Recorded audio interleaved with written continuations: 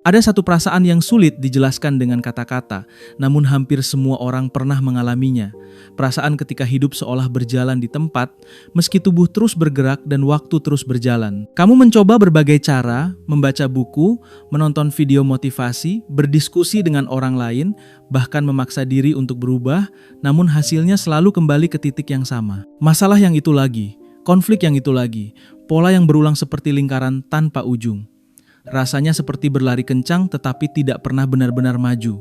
Ada kelelahan emosional yang menumpuk, bukan karena kurang usaha, melainkan karena setiap usaha terasa mentok, seolah ada tembok tak terlihat yang menghalangi langkahmu. Tembok ini tidak tampak secara fisik, namun dampaknya nyata, membuat pikiran terasa berat, keputusan terasa buntu, dan harapan perlahan berubah menjadi frustrasi. Banyak orang menyalahkan keadaan, menyalahkan orang lain, atau bahkan menyalahkan diri sendiri, merasa ada sesuatu yang rusak di dalam dirinya. Padahal perasaan mentok ini bukan tanda kelemahan, bukan pula bukti kegagalan pribadi. Ini adalah sinyal halus dari sistem di dalam kepalamu yang sedang bekerja dengan cara tertentu, sebuah mekanisme internal yang mengatur bagaimana kamu berpikir, merespons, dan memaknai hidup tanpa pernah kamu sadari sepenuhnya. Tembok tak terlihat yang kamu rasakan itu dalam banyak kasus bukan berasal dari dunia luar, bukan semata karena kurang peluang, bukan hanya karena situasi ekonomi, lingkungan, atau orang-orang di sekitarmu. Seringkali, tembok ini muncul dari dalam, dari cara otak memproses realitas. Dalam psikologi kognitif dan neuroscience, mekanisme ini dikenal sebagai cognitive rigidity atau kekakuan kognitif. Istilah ini kerap disalahartikan sebagai keras kepala atau sulit menerima pendapat, padahal sesungguhnya ia adalah mode operasi otak. Otak manusia dirancang untuk bertahan hidup, bukan untuk terus berubah. Ia mengandalkan pola, kebiasaan, dan prediksi yang pernah dianggap aman. Ketika suatu cara berpikir pernah melindungimu dari rasa sakit, kegagalan, atau ketidakpastian, otak akan menyimpannya sebagai standar. Masalah muncul ketika standar lama itu terus dipaksakan pada realitas yang sudah berubah. Disinilah konflik batin tercipta, bukan karena kamu menolak berubah, tetapi karena sistem internalmu sedang berusaha menjaga kestabilan dengan cara yang sudah dikenalnya. Cognitive rigidity adalah strategi bertahan hidup, bukan niat jahat otak untuk menghambatmu. Untuk memahami mengapa otak bisa begitu kaku, kita perlu melihat bagaimana ia mengelola energi. Otak hanya sebagian kecil dari berat tubuh, namun mengonsumsi energi yang sangat besar setiap hari. Karena itu, efisiensi menjadi prioritas utama. Otak sangat menyukai pola yang sudah dikenal, jalur saraf yang sudah terbentuk, dan keputusan yang tidak perlu dipikirkan ulang. Dalam neuroscience, ini dapat dianalogikan sebagai jalan tol saraf. Ketika sebuah pola pikir sering digunakan, jalur sarafnya menjadi semakin kuat dan cepat dilalui, sehingga otak tidak perlu bekerja keras setiap kali menggunakannya. Sebaliknya, berpikir dengan cara baru terasa berat, karena otak harus membuka jalur yang belum familiar. Dari sudut pandang biologis, memilih jalan lama adalah pilihan paling hemat energi. Masalahnya, jalan lama tidak selalu membawa ke tujuan yang relevan dengan kondisi saat ini. Namun otak tidak berorientasi pada pertumbuhan, ia berorientasi pada penghematan. Inilah sebabnya perubahan sering terasa melelahkan, bukan hanya secara mental, tetapi juga secara emosional dan fisik. Dalam Neuro-Linguistic Programming atau NLP, terdapat satu prinsip fundamental yang sangat relevan dengan fenomena ini, yaitu the map is not the territory. Artinya, peta mental yang kita miliki tentang dunia bukanlah dunia itu sendiri.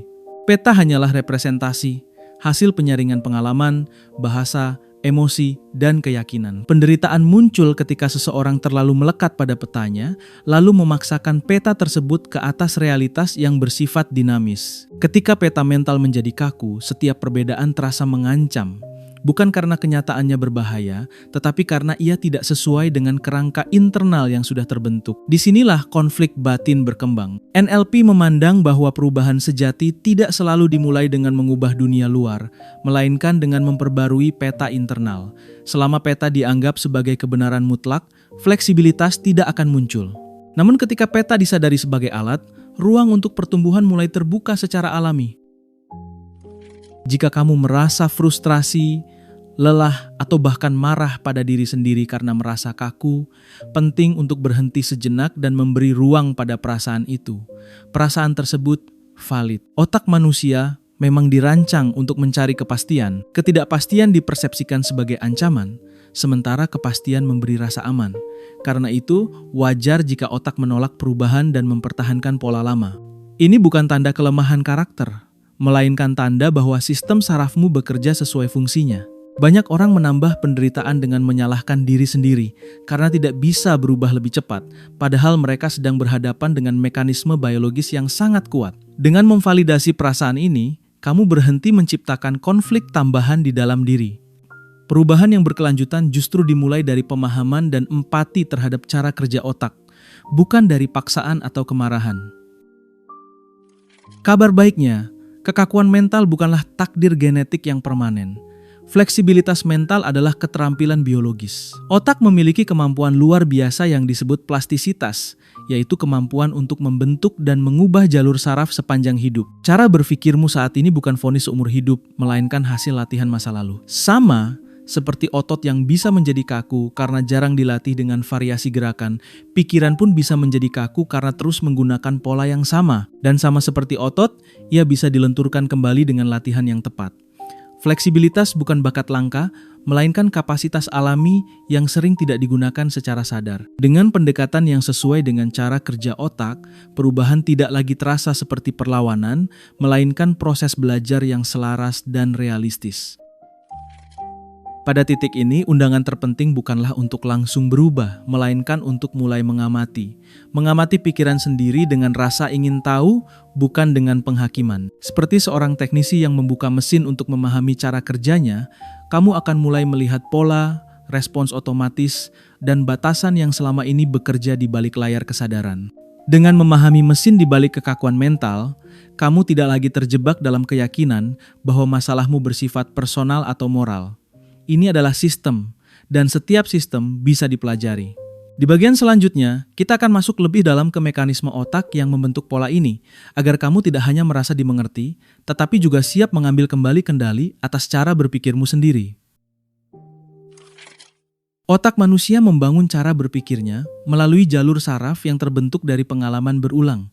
Dalam neuroscience, proses ini dikenal sebagai myelination. Setiap kali kamu mengulangi satu pola pikiran, satu cara menilai situasi, atau satu respons emosional, jalur saraf yang terlibat akan dilapisi oleh mielin, sebuah lapisan biologis yang membuat sinyal listrik mengalir lebih cepat dan lebih efisien. Semakin sering sebuah jalur digunakan, semakin tebal lapisannya, dan semakin otomatis pula respons yang dihasilkan.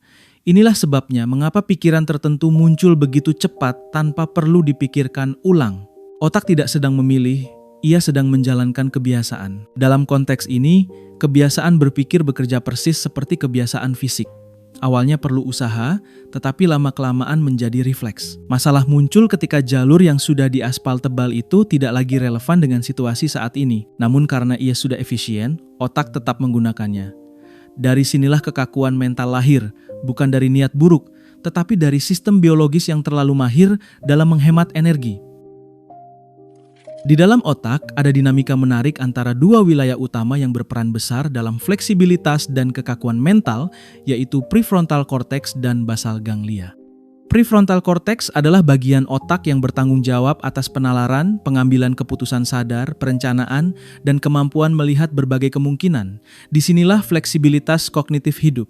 Sebaliknya, basal ganglia adalah pusat kebiasaan otomatis. Ia menyimpan pola-pola lama yang pernah berhasil, baik dalam berpikir maupun bertindak. Ketika sebuah perilaku atau cara berpikir sudah sering digunakan, kendalinya secara bertahap dipindahkan dari prefrontal cortex ke basal ganglia. Ini membuat otak lebih hemat energi, tetapi juga lebih kaku. Dalam kondisi ideal, kedua sistem ini bekerja seimbang. Namun ketika basal ganglia terlalu dominan, manusia mulai hidup dalam autopilot mental, mengulang pola lama meski situasinya sudah berbeda. Disinilah muncul perasaan terjebak, seolah hidup dikendalikan oleh sesuatu yang tidak terlihat. Padahal sebenarnya itu adalah kebiasaan saraf yang bekerja tanpa disadari. Kondisi stres dan kelelahan memainkan peran besar dalam memperkuat kekakuan ini. Saat kamu stres, cemas, atau kelelahan secara emosional, otak memprioritaskan keselamatan dibandingkan eksplorasi. Dalam situasi seperti ini, aktivitas prefrontal cortex menurun, sementara basal ganglia mengambil alih kendali. Otak masuk ke mode bertahan hidup. Keputusan menjadi cepat, reaktif, dan berbasis kebiasaan lama. Ini menjelaskan mengapa seseorang bisa sangat rasional saat tenang, tetapi menjadi kaku, defensif, atau emosional saat tertekan. Bukan karena karakternya berubah, melainkan karena sistem sarafnya berpindah mode. Dalam mode ini, otak tidak tertarik mencari solusi baru. Ia hanya ingin melewati ancaman secepat mungkin dengan cara yang sudah dikenal. Jika pola lama itu dulu pernah menyelamatkan, maka pola itu akan digunakan lagi, meski sekarang justru menciptakan masalah baru.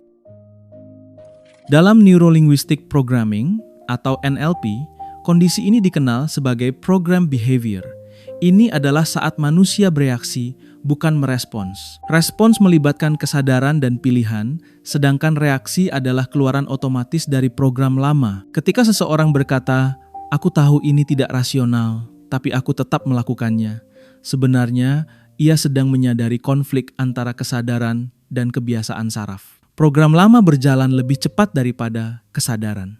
NLP melihat bahwa banyak masalah hidup bukan disebabkan oleh niat buruk, melainkan oleh program internal yang sudah lama tertanam.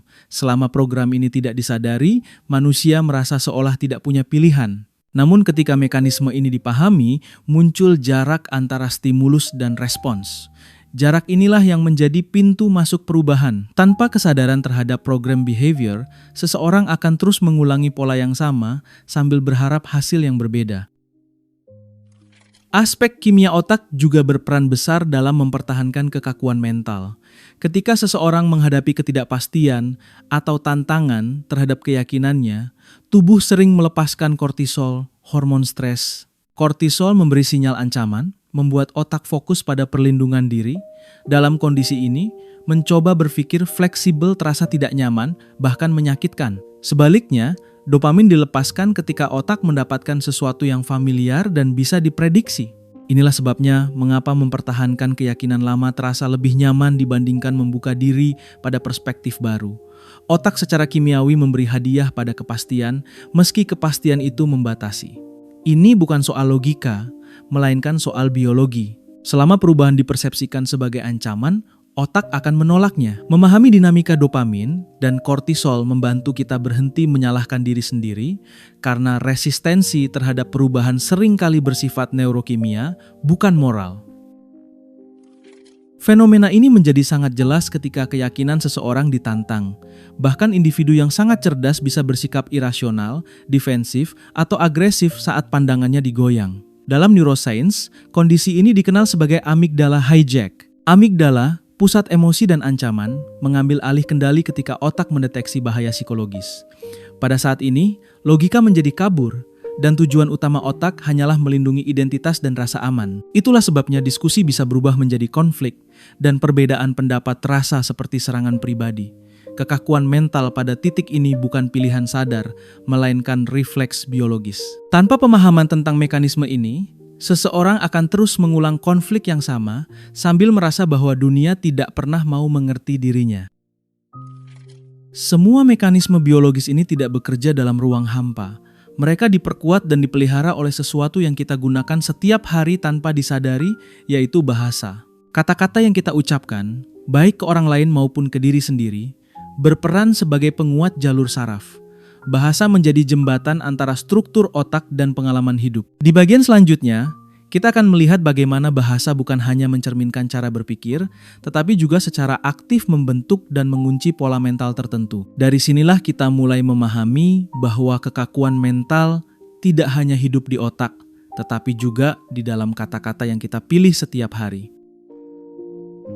Bahasa sering dianggap hanya sebagai alat komunikasi, sesuatu yang kita gunakan untuk menyampaikan pikiran yang sudah jadi.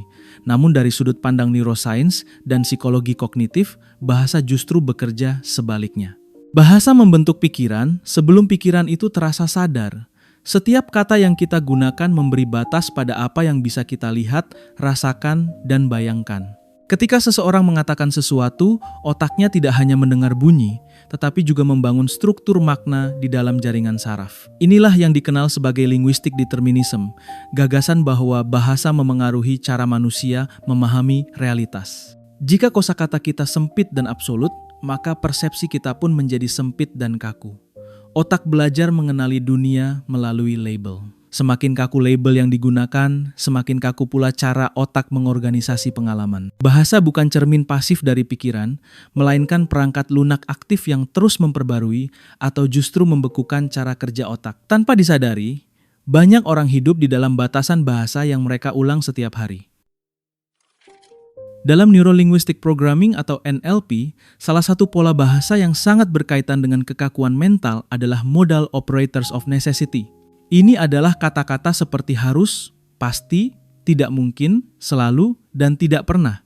Ketika seseorang berkata, "Saya harus begini," atau "situasinya pasti seperti ini," otak menangkapnya bukan sebagai opini, melainkan sebagai perintah. Kata-kata ini menutup pintu kemungkinan sebelum sempat dibuka. Secara neurologis, bahasa absolut mengirim sinyal kepastian ke otak, sehingga otak berhenti mengeksplorasi alternatif. Bukan karena alternatif itu tidak ada, tetapi karena bahasa yang digunakan sudah memerintah sistem saraf untuk berhenti mencari. Dalam jangka panjang, pola bahasa seperti ini melatih otak untuk berpikir dalam kerangka sempit. Dunia terasa hitam putih, benar salah, aman berbahaya. Semakin sering kata-kata absolut digunakan, semakin kuat jalur saraf yang mendukung kekakuan kognitif. Bahasa yang tampak sederhana ternyata memiliki kekuatan besar dalam mengunci cara berpikir.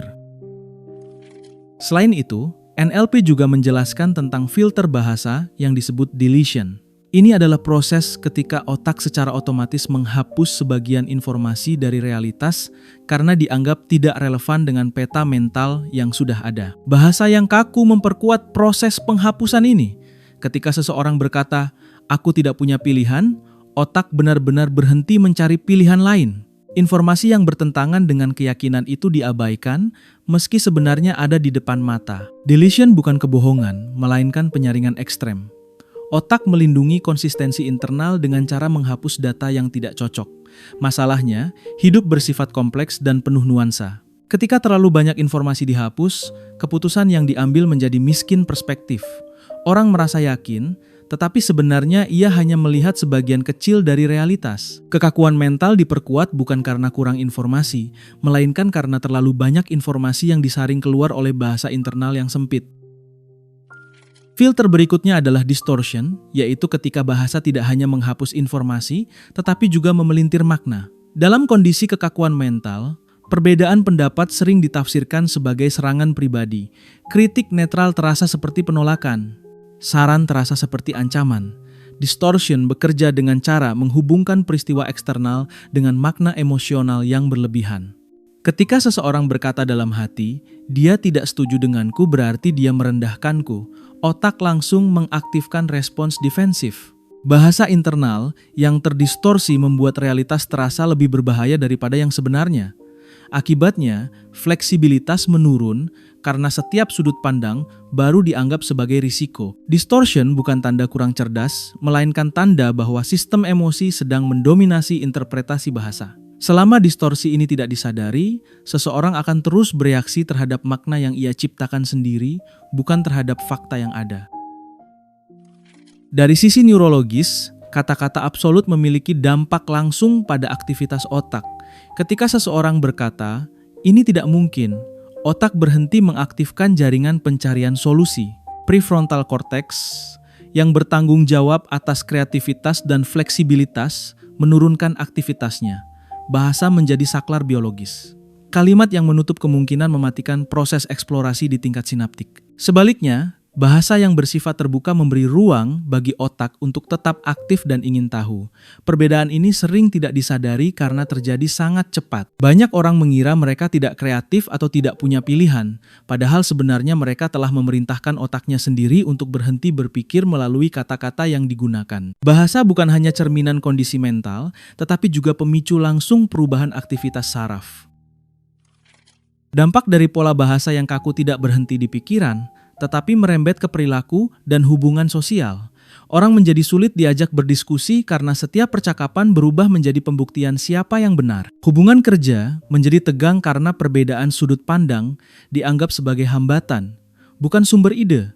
Peluang sering terlewat bukan karena tidak ada, tetapi karena narasi internal sudah menutup pintunya lebih dulu. Dalam jangka panjang, bahasa yang kaku menciptakan isolasi psikologis.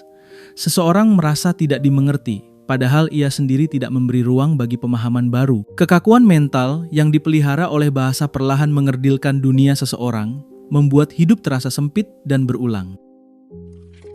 Semua pola bahasa ini tidak muncul begitu saja di tingkat sadar. Mereka tertanam lebih dalam di wilayah bawah sadar sebagai bagian dari sistem perlindungan diri. Kata-kata yang kita ulang sejak lama berubah menjadi program internal yang berjalan otomatis. Untuk benar-benar melenturkan pikiran, kita perlu memahami akar bawah sadar dari bahasa ini, mengapa ia terbentuk, dan apa fungsi tersembunyinya. Di bagian selanjutnya, kita akan masuk lebih dalam ke wilayah tersebut.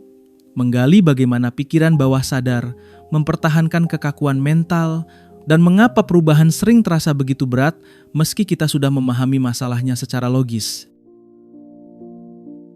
Pikiran bawah sadar sering disalahpahami sebagai sesuatu yang misterius atau magis, padahal fungsinya sangat praktis. Ia bekerja seperti penjaga keamanan internal yang bertugas memastikan keselamatan psikologis dan emosional. Setiap pola pikir yang tersimpan di bawah sadar memiliki tujuan utama, yaitu melindungi diri dari ancaman yang pernah dialami. Ketika seseorang menunjukkan kekakuan mental, seringkali itu bukan bentuk penolakan terhadap perubahan, melainkan sinyal bahwa sistem bawah sadar sedang menjalankan tugas perlindungan. Ia menjaga konsistensi, meminimalkan risiko, dan memastikan bahwa pengalaman menyakitkan di masa lalu tidak terulang. Dari sudut pandang ini, kekakuan bukanlah musuh, melainkan strategi bertahan hidup. Namun strategi yang efektif di masa lalu belum tentu relevan di masa kini. Masalah muncul ketika penjaga keamanan ini terus menggunakan aturan lama di lingkungan yang sudah berubah. Tanpa disadari, bawah sadar mempertahankan pola yang sama karena ia hanya mengenal satu parameter, yaitu aman atau tidak aman. Pemahaman ini penting agar kita tidak memerangi diri sendiri, melainkan belajar berkomunikasi dengan sistem yang sedang mencoba melindungi kita. Sebagian besar pola kekakuan mental terbentuk jauh sebelum kita menyadarinya. Ia sering berakar pada pengalaman masa lalu, terutama pada fase kehidupan ketika pilihan sangat terbatas dan rasa aman menjadi prioritas utama. Bisa jadi di masa kecil, bersikap kaku dan patuh adalah cara terbaik untuk menghindari konflik. Bisa juga di masa dewasa awal, mempertahankan satu cara berpikir tertentu membantu seseorang bertahan di lingkungan yang penuh tekanan. Pikiran bawah sadar menyimpan kesimpulan dari pengalaman tersebut sebagai aturan hidup. Aturan ini tidak dinilai benar atau salah, hanya dinilai efektif pada saat itu. Masalahnya, aturan lama sering tetap aktif meski konteks sudah berubah. Seseorang yang dulu harus kaku untuk bertahan, mungkin sekarang justru terhambat oleh kekakuan yang sama. Namun bawah sadar tidak melakukan pembaruan otomatis. Ia menunggu sinyal baru yang cukup kuat untuk membuktikan bahwa lingkungan sudah aman untuk berubah. Tanpa sinyal tersebut, pola lama terus dijalankan dengan keyakinan penuh. Dalam Neuro-Linguistic Programming atau NLP, terdapat konsep penting yang disebut positive intention. Setiap perilaku, termasuk yang tampak merugikan, memiliki niat positif di baliknya. Kekakuan mental pun demikian. Ia biasanya menyimpan keuntungan tersembunyi, seperti rasa aman, rasa benar, atau rasa kontrol. Dengan bersikap kaku, seseorang menghindari ketidakpastian, kritik, dan rasa tidak kompeten. Keuntungan ini mungkin tidak disadari secara rasional, tetapi dirasakan secara emosional. Pikiran bawah sadar lebih peduli pada rasa aman emosional dibandingkan pencapaian jangka panjang. Selama kekakuan memberikan rasa aman tersebut, bawah sadar akan mempertahankannya. Inilah sebabnya mengapa nasihat logis sering tidak efektif. Logika berbicara kepada pikiran sadar, sementara niat positif disimpan di wilayah yang lebih dalam. Tanpa memahami keuntungan tersembunyi ini, upaya perubahan akan selalu terasa berat dan melelahkan, seolah ada bagian diri yang terus menarik rem. Disinilah konflik internal mulai terasa jelas. Di satu sisi, pikiran sadar ingin maju, berkembang, dan mencoba hal baru. Di sisi lain, pikiran bawah sadar ingin mempertahankan stabilitas dan menghindari risiko. Konflik ini dikenal sebagai homeostasis psikologis, kecenderungan sistem internal untuk kembali ke kondisi yang sudah dikenal. Ketika seseorang mencoba berubah, muncul rasa gelisah, ragu, atau sabotase diri. Bukan karena ia tidak serius, melainkan karena sistem internalnya mendeteksi perubahan sebagai ancaman. Homeostasis bekerja seperti termostat. Ketika suhu emosi bergerak terlalu jauh dari zona nyaman lama, sistem akan menariknya kembali. Tanpa pemahaman tentang mekanisme ini, seseorang bisa merasa frustrasi dan menyimpulkan bahwa dirinya tidak disiplin atau kurang tekad. Padahal yang terjadi adalah pertarungan antara dua sistem dengan tujuan berbeda. Memahami konflik ini membantu kita berhenti menyalahkan diri dan mulai mencari pendekatan yang lebih selaras dengan cara kerja bawah sadar. Contoh sederhana dari konflik ini bisa dilihat pada seseorang yang ingin sukses dan berkembang, tetapi menolak belajar cara baru karena takut terlihat bodoh. Secara sadar, ia tahu bahwa belajar adalah kunci pertumbuhan. Namun secara bawah sadar, ada ancaman terhadap identitas dan harga diri.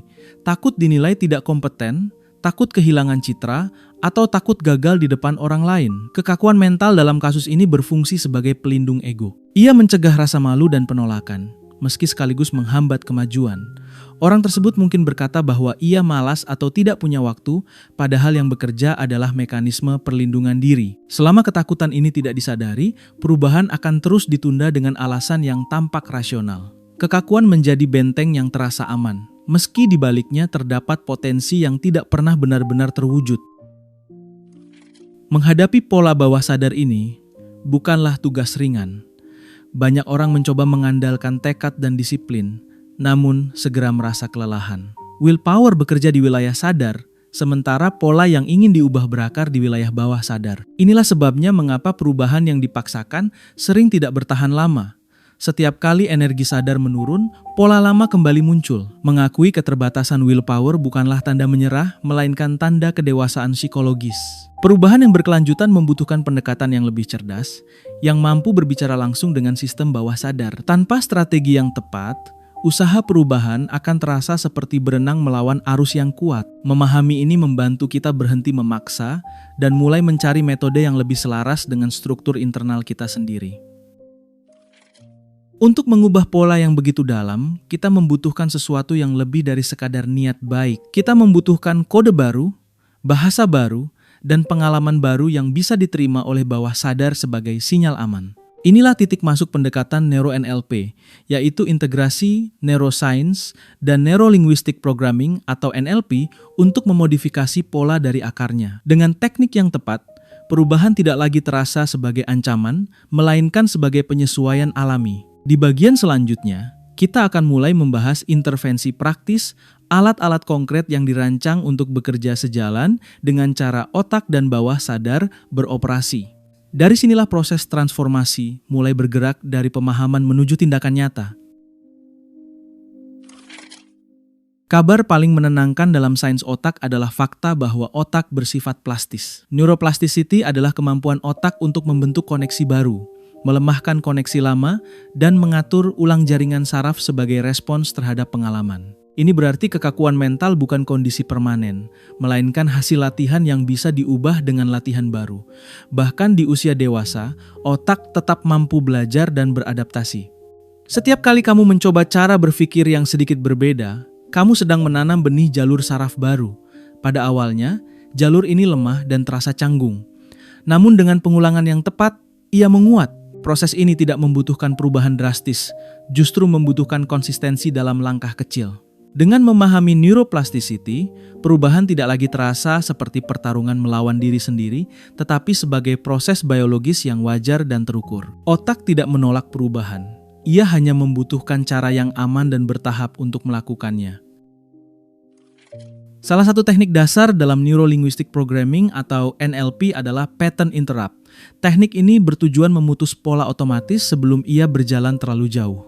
Ketika seseorang mulai merasa kaku, marah, defensif, atau terjebak dalam pikiran berulang, pattern interrupt dilakukan dengan tindakan sederhana namun tidak terduga. Bisa berupa mengubah posisi tubuh, mengalihkan perhatian dengan sensasi fisik ringan, atau melakukan sesuatu yang tidak biasa namun aman. Tujuannya bukan melarikan diri dari masalah, melainkan menghentikan aliran otomatis yang sedang berjalan. Pola mental bekerja seperti arus listrik.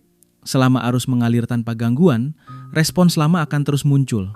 Dengan interupsi singkat, arus tersebut terputus, memberi ruang bagi kesadaran untuk kembali masuk. Teknik ini sederhana, tetapi sangat efektif karena bekerja langsung pada timing sistem saraf, bukan pada isi pikiran yang sedang memanas. Secara neurologis, pattern interrupt memberi jeda kritis bagi prefrontal cortex untuk kembali aktif. Saat emosi meningkat, amigdala cenderung mengambil alih kendali, membuat respons menjadi cepat dan reaktif. Jeda singkat akibat interupsi memungkinkan sistem saraf menurunkan intensitas respons ancaman. Dalam jeda ini, otak memiliki kesempatan untuk beralih dari mode bertahan hidup ke mode reflektif. Inilah momen ketika pilihan kembali tersedia. Tanpa jeda, respons lama berjalan otomatis. Dengan jeda, fleksibilitas mulai muncul. Banyak orang mengira perubahan membutuhkan motivasi besar, padahal seringkali yang dibutuhkan hanyalah ruang beberapa detik agar otak bisa berpindah mode. Pattern interrupt memanfaatkan prinsip ini dengan cara yang praktis dan mudah diterapkan dalam kehidupan sehari-hari. Teknik berikutnya adalah reframing, seni mengubah makna tanpa mengubah fakta. Dalam Neuro-Linguistic Programming atau NLP, makna adalah faktor penentu respons emosional. Dua orang bisa menghadapi situasi yang sama, namun merespons secara berbeda karena makna yang mereka berikan berbeda. Reframing bekerja dengan cara menantang narasi internal yang kaku dan menggantinya dengan sudut pandang yang lebih fungsional. Mengubah kalimat dari "ini masalah besar" menjadi "ini tantangan yang bisa dipelajari" memberi sinyal berbeda pada otak. Fakta tetap sama, tetapi respons emosional berubah. Otak tidak lagi memicu alarm berlebihan, sehingga energi mental bisa digunakan untuk mencari solusi. Reframing bukan menyangkal realitas, melainkan memperluas cara memaknainya. Dengan latihan yang konsisten, teknik ini membantu melemahkan jalur saraf lama yang berbasis ancaman dan memperkuat jalur baru yang berbasis pembelajaran. Teknik ketiga adalah perceptual positions, latihan mental untuk melihat situasi dari beberapa sudut pandang. Dalam NLP, latihan ini biasanya melibatkan 3 posisi, yaitu posisi diri sendiri, posisi orang lain, dan posisi pengamat netral. Ketika seseorang terjebak dalam kekakuan mental, ia cenderung hanya melihat dari satu posisi. Dunia dipersempit menjadi satu perspektif yang terasa mutlak. Dengan melatih perpindahan posisi persepsi, otak dipaksa keluar dari jalur kebiasaan. Setiap perpindahan posisi mengaktifkan jaringan saraf yang berbeda, melatih empati, objektivitas, dan fleksibilitas kognitif. Latihan ini sederhana namun berdampak besar karena langsung menantang asumsi yang dianggap pasti. Semakin sering dilakukan, semakin mudah otak berpindah sudut pandang tanpa merasa terancam. Saat mencoba teknik-teknik baru ini, hampir selalu muncul rasa tidak nyaman. Pikiran terasa aneh, respons terasa lambat, dan ada dorongan untuk kembali ke cara lama. Ini adalah fenomena yang dikenal sebagai cognitive strain. Rasa tidak nyaman ini bukan tanda kegagalan, melainkan tanda bahwa otak sedang belajar. Jalur saraf baru belum efisien, sehingga membutuhkan energi lebih. Banyak orang berhenti di fase ini karena mengira ada yang salah. Padahal, inilah fase paling penting dalam proses perubahan. Jika kamu bertahan melewati ketidaknyamanan awal, otak akan mulai menyesuaikan diri dan membuat jalur baru tersebut lebih efisien. Memahami bahwa rasa aneh adalah bagian alami dari pembelajaran membantu kita tetap konsisten tanpa menghakimi diri sendiri. Setelah teknik-teknik ini dipahami, langkah berikutnya adalah membawa latihan mental ini ke dalam tindakan nyata. Fleksibilitas kognitif tidak cukup hanya dipahami, ia perlu dilatih dalam konteks kehidupan sehari-hari. Dari percakapan sederhana, keputusan kecil, hingga respons terhadap tekanan, semua menjadi arena latihan. Di bagian selanjutnya, kita akan membahas bagaimana mengintegrasikan perubahan ini secara praktis agar wawasan yang sudah didapat tidak berhenti sebagai pengetahuan, tetapi benar-benar mengubah cara hidup dan cara merespons dunia. Perubahan sering gagal bukan karena metodenya salah, melainkan karena ukurannya terlalu besar bagi sistem saraf. Otak manusia bereaksi terhadap perubahan drastis seperti terhadap ancaman. Ketika target terlalu besar, bawah sadar mengaktifkan mekanisme perlindungan dan menarik kita kembali ke pola lama. Karena itu, strategi paling efektif adalah perubahan mikro atau microhabits. Langkah kecil memberi sinyal aman pada otak. Perubahan 1% terasa tidak berbahaya sehingga tidak memicu alarm internal. Misalnya, bukan memaksa diri berpikir fleksibel sepanjang hari, tetapi melatih satu momen kecil untuk tidak bereaksi otomatis. Microhabits bekerja karena konsistensi, bukan intensitas. Setiap langkah kecil memperkuat jalur saraf baru tanpa menimbulkan resistensi berlebihan. Dalam jangka panjang, akumulasi perubahan kecil ini menghasilkan pergeseran besar yang terasa alami, bukan dipaksakan. Salah satu cara sederhana melatih fleksibilitas adalah dengan sengaja memperkenalkan kebaruan ke dalam rutinitas. Otak menyukai prediktabilitas, tetapi juga tumbuh melalui novelty. Mencoba rute berbeda, makanan baru, atau genre musik yang tidak biasa memberi stimulasi ringan pada sistem dopamin. Dopamin tidak hanya terkait dengan kesenangan, tetapi juga dengan pembelajaran dan motivasi. Ketika kebaruan diberikan dalam dosis kecil dan aman, otak belajar bahwa perubahan tidak selalu berbahaya. Ini melatih toleransi terhadap ketidakpastian. Perlahan, otak berhenti mengasosiasikan hal baru dengan ancaman. Latihan sederhana ini tampak sepele, tetapi dampaknya kumulatif. Ia membantu dendrit saraf tumbuh dan memperluas jaringan koneksi. Fleksibilitas kognitif tidak hanya dilatih melalui pemikiran abstrak, tetapi juga melalui pengalaman sehari-hari yang disengaja. Integrasi perubahan juga membutuhkan kesadaran meta, yaitu kemampuan untuk mengamati pikiran sendiri. Dalam Neuro-Linguistic Programming atau NLP, ini sering disebut sebagai membangun pengamat internal. Pengamat ini tidak menghakimi, ia hanya mencatat. Ketika kamu mendengar diri sendiri mengucapkan kata-kata absolut seperti harus, pasti, atau tidak mungkin, pengamat internal muncul dan berkata, ini hanya pola. Kesadaran ini menciptakan jarak antara pikiran dan identitas. Kamu tidak lagi menyatu sepenuhnya dengan narasi internal. Jarak ini sangat penting karena disinilah pilihan mulai muncul. Tanpa pengamat internal, pikiran kaku berjalan otomatis. Dengan pengamat internal, kekakuan dikenali sebelum menguasai perilaku. Latihan ini sederhana tetapi membutuhkan konsistensi. Setiap kali kamu menyadari pola lama tanpa menghakimi, kamu sedang melemahkan jalur saraf lama dan menguatkan jalur kesadaran baru. Salah satu alat paling kuat untuk integrasi adalah jeda. Jeda 3 detik sebelum merespon situasi sulit seringkali cukup untuk mengubah seluruh arah interaksi. Dalam jeda singkat ini, sistem saraf memiliki waktu untuk beralih dari mode reaktif ke mode reflektif. 3 detik mungkin terdengar singkat, tetapi secara neurologis itu adalah ruang yang sangat berharga. Di dalam jeda ini, prefrontal cortex memiliki kesempatan untuk aktif kembali. Respons tidak lagi sepenuhnya dikendalikan oleh kebiasaan lama. Jeda ini bisa dilakukan melalui napas sadar, relaksasi otot singkat, atau sekadar menghentikan gerakan tubuh. Dengan latihan, jeda menjadi refleks baru yang menggantikan reaksi otomatis. Fleksibilitas seringkali tidak lahir dari jawaban yang cerdas, tetapi dari kemampuan untuk tidak langsung menjawab. Lingkungan sosial memiliki pengaruh besar terhadap fleksibilitas mental. Otak manusia belajar melalui observasi dan peniruan, sebuah proses yang melibatkan mirror neurons. Ketika kamu berada di sekitar orang-orang yang berpikir berbeda, terbuka, dan reflektif, sistem sarafmu secara alami mulai meniru pola tersebut. Sebaliknya, lingkungan yang kaku memperkuat kekakuan. Karena itu, integrasi perubahan membutuhkan kesadaran terhadap siapa dan apa yang mengelilingimu. Ini bukan tentang menghakimi orang lain, melainkan tentang menyadari pengaruh. Dengan memperluas lingkaran perspektif melalui diskusi yang sehat, bacaan yang beragam, dan paparan ide baru, otak dilatih untuk melihat perbedaan sebagai sumber informasi, bukan ancaman. Lingkungan menjadi ruang latihan fleksibilitas yang terus bekerja, bahkan ketika kamu tidak sedang berlatih secara sadar. Setiap pergeseran kecil menuju fleksibilitas perlu dirayakan.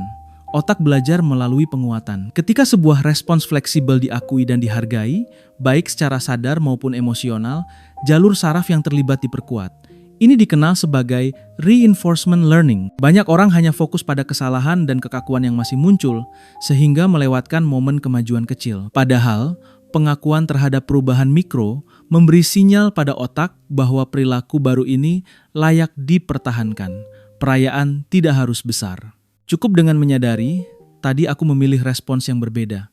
Kesadaran ini memberi dopamin yang memperkuat pembelajaran. Dengan cara ini, fleksibilitas tidak terasa sebagai tugas berat, melainkan sebagai kemampuan yang tumbuh secara bertahap dan memuaskan.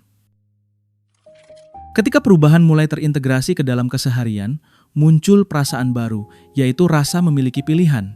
Hidup tidak lagi terasa sepenuhnya dikendalikan oleh pola lama, namun proses ini belum selesai. Di tahap berikutnya, kita akan menyatukan semua pembelajaran ini ke dalam identitas baru, cara melihat diri sendiri yang lebih lentur dan adaptif. Penutup perjalanan ini bukan sekadar kesimpulan intelektual, tetapi penguatan emosional agar fleksibilitas tidak hanya menjadi keterampilan, melainkan bagian dari siapa dirimu ke depan. Perjalanan yang telah kita lalui membawa kita dari satu pemahaman penting ke pemahaman berikutnya. Kita mulai dengan menyadari bahwa perasaan mentok bukanlah kegagalan pribadi, melainkan sinyal biologis dari sistem otak yang bekerja berdasarkan kebiasaan. Kita melihat bagaimana jalur saraf terbentuk, bagaimana prefrontal cortex dan basal ganglia saling bergantian mengambil kendali, serta bagaimana stres memperkuat respons otomatis. Kita memahami peran bahasa dalam membentuk realitas mental, bagaimana kata-kata absolut mengunci fleksibilitas, dan bagaimana pikiran bawah sadar mempertahankan pola lama demi rasa aman. Kita juga mempelajari bahwa perubahan tidak terjadi melalui paksaan, tetapi melalui intervensi yang selaras dengan cara kerja otak. Seluruh rangkaian ini bukan sekadar teori, melainkan peta baru untuk memahami diri sendiri dengan lebih jernih dan manusiawi. Dengan pemahaman ini, masalah yang dulu terasa personal kini terlihat sebagai sistem yang bisa dipelajari dan dilatih ulang. Di titik ini, perubahan terpenting bukanlah pada perilaku semata, melainkan pada identitas. Banyak orang terjebak dalam label internal seperti "aku memang orangnya kaku" atau "aku tidak bisa berubah". Label ini terdengar sederhana, tetapi memiliki dampak besar pada sistem saraf.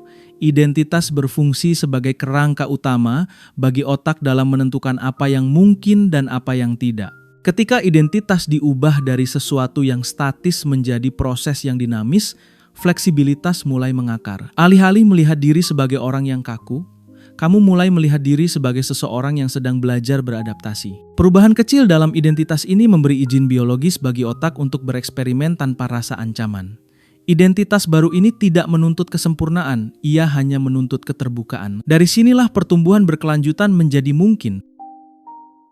Dalam teori sistem dan neurolinguistic programming atau NLP, terdapat satu prinsip penting, yaitu bahwa elemen paling fleksibel dalam sebuah sistem adalah elemen yang memiliki pengaruh terbesar. Fleksibilitas bukan tanda kelemahan, bukan pula ketidakkonsistenan. Fleksibilitas adalah kecerdasan adaptif. Sistem yang kaku mudah runtuh ketika lingkungan berubah, sementara sistem yang lentur mampu menyesuaikan diri dan bertahan. Prinsip ini berlaku pada organisasi, ekosistem, dan juga pada pikiran manusia. Ketika kamu melatih fleksibilitas mental, kamu sebenarnya sedang meningkatkan kapasitas kendali diri. Bukan kendali yang kaku, tetapi kendali yang responsif. Dengan fleksibilitas, kamu tidak lagi bereaksi secara otomatis, melainkan memilih respons yang paling sesuai dengan situasi. Inilah bentuk kekuatan yang sering tidak terlihat, tetapi sangat menentukan arah hidup. Bagian penting dari transformasi adalah memberi ruang untuk memaafkan diri sendiri. Kekakuan yang muncul di masa lalu bukanlah kesalahan, melainkan bentuk perlindungan yang tersedia pada saat itu. Otak bekerja dengan sumber daya yang dimilikinya. Ia melakukan yang terbaik untuk menjaga keselamatan emosional dan psikologis. Dengan memahami ini, penyesalan tidak lagi diperlukan. Yang dibutuhkan adalah penghargaan terhadap upaya bertahan hidup yang pernah kamu lakukan. Memaafkan diri sendiri membuka pintu bagi perubahan yang lebih lembut dan stabil. Tanpa beban rasa bersalah, sistem saraf menjadi lebih rileks dan fleksibilitas lebih mudah diakses. Proses ini bukan tentang menghapus masa lalu, melainkan mengintegrasikannya sebagai bagian dari perjalanan belajar.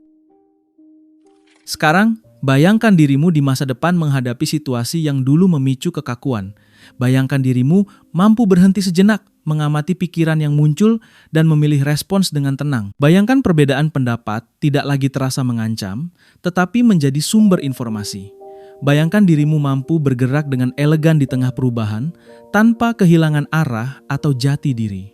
Visualisasi ini bukan fantasi kosong, melainkan future pacing, sebuah cara memberi sinyal pada otak tentang arah baru yang aman dan mungkin. Dengan membayangkan masa depan yang lebih fleksibel, otak mulai menyesuaikan diri dari sekarang. Jalur saraf baru mulai diperkuat bahkan sebelum perubahan sepenuhnya terjadi. Pesan penutup dari perjalanan ini sederhana namun mendalam. Pertumbuhan tidak pernah terjadi di dalam zona yang sepenuhnya nyaman, namun pertumbuhan juga tidak membutuhkan penderitaan berlebihan. Ia membutuhkan keberanian untuk melenturkan pikiran sedikit demi sedikit. Ketika pikiran melentur, ruang hidup ikut meluas. Pilihan bertambah, hubungan membaik, dan respons menjadi lebih selaras dengan nilai yang ingin kamu hidupi. Fleksibilitas bukan tujuan akhir, melainkan cara berjalan. Ia adalah kualitas yang terus diasah, bukan kondisi yang dicapai sekali lalu selesai. Dengan pendekatan yang lembut dan sadar, perubahan menjadi bagian alami dari kehidupan, bukan ancaman yang harus ditakuti. Sebagai penutup, ajakan paling penting adalah ajakan untuk bertindak hari ini dalam skala yang kecil namun nyata. Pilih satu momen, satu respons, atau satu kata yang bisa kamu ubah menjadi lebih fleksibel. Lakukan dengan sadar tanpa menghakimi hasilnya. Dari satu langkah kecil ini, otot mental mulai terbentuk.